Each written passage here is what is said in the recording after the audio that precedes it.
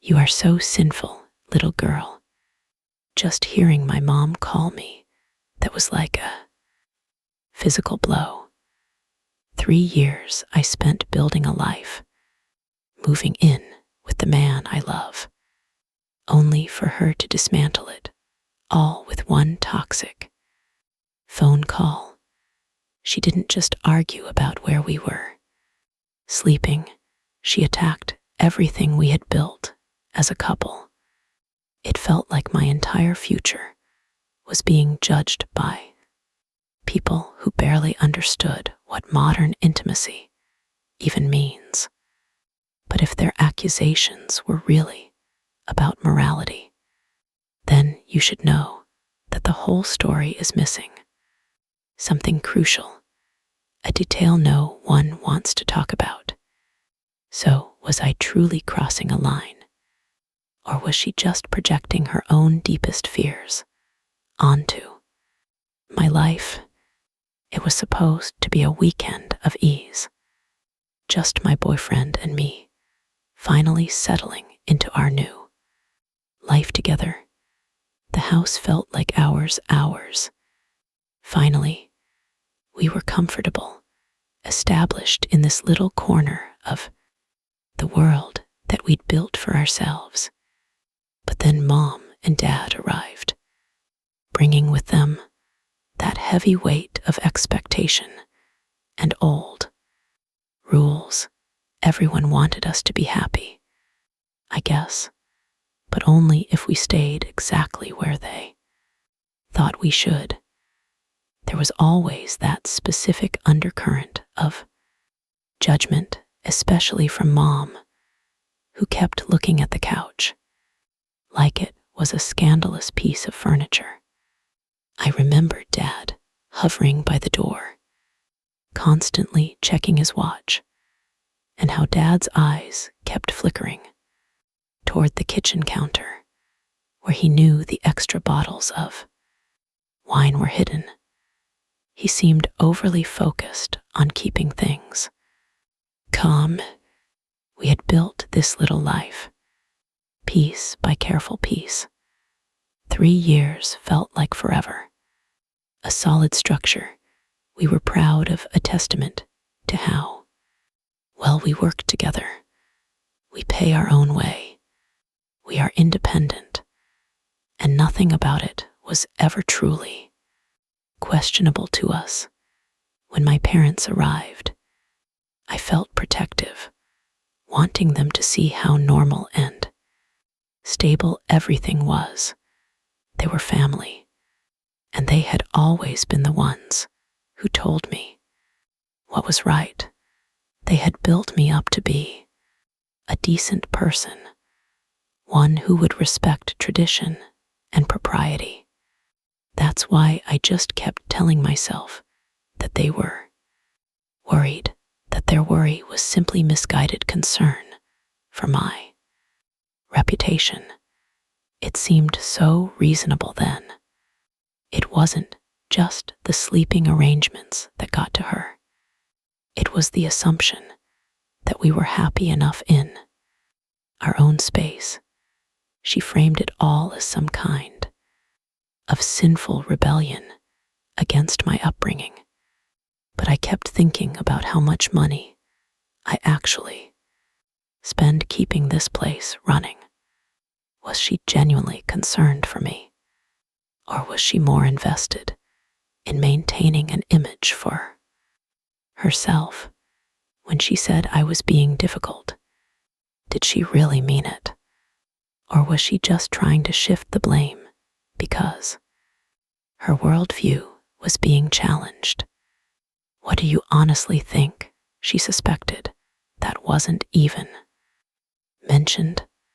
Honestly, I should have checked her background before agreeing to the visit. The whole week after they left felt like walking on eggshells in our own house. My mom started leaving comments about my phone, asking if I was still chatting with him late at night. Then there were the deleted messages, little breadcrumbs of conversation That mysteriously vanished from my screen. He changed too. He became quiet, almost defensive, whenever I mentioned my family. One afternoon, I found a note taped to the fridge, a vague warning about respecting boundaries, signed by my stepfather. It was unsettling, but that was not the worst part.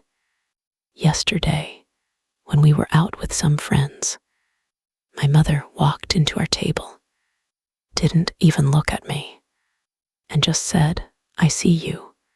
She left before anyone could ask her what she meant, only to reappear later calling for us all. Standing on the porch, watching us until I could practically feel her judgment burning through the wood. It was like being interrogated in my own home.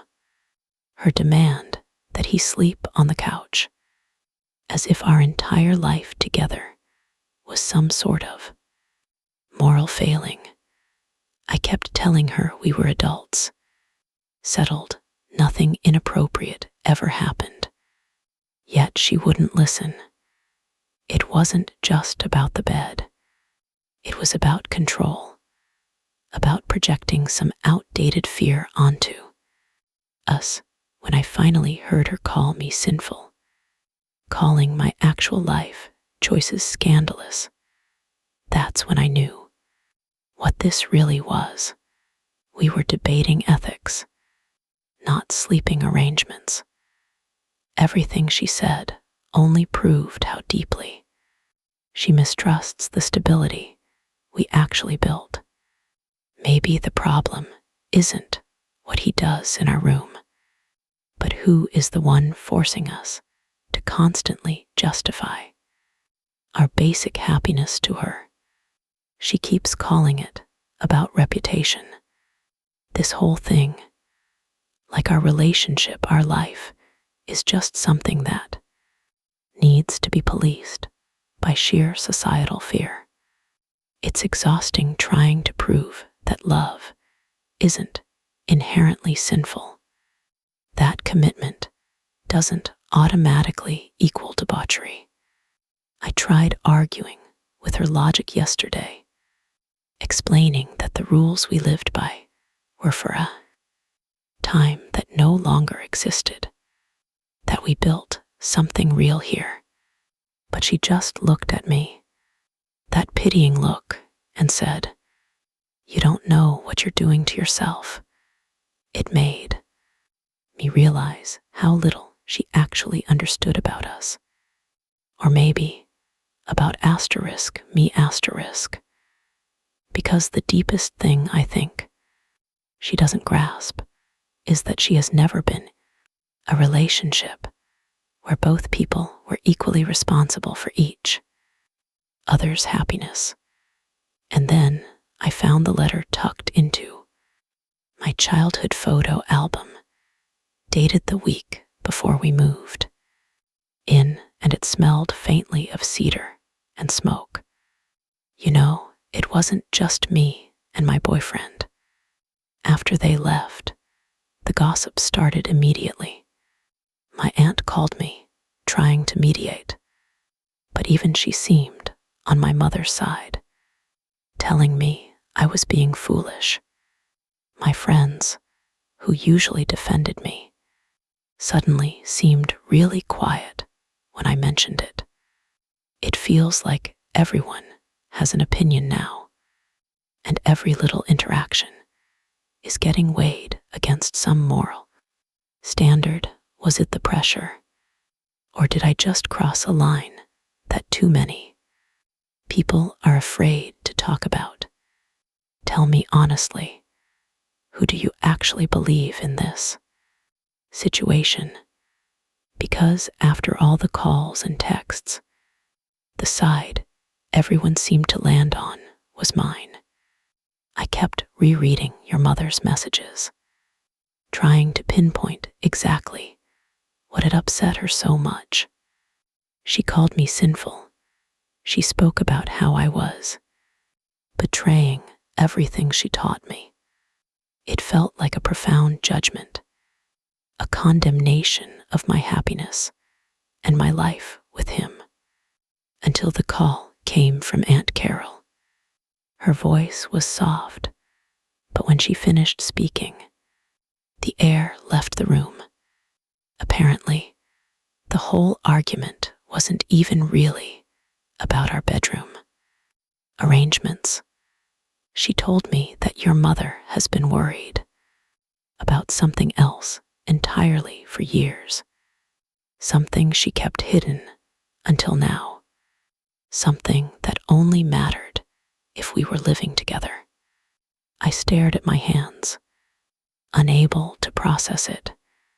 I just couldn't breathe. I just stood there, watching them pack up the car, feeling that cold, sudden emptiness wash over me. It wasn't just the fight.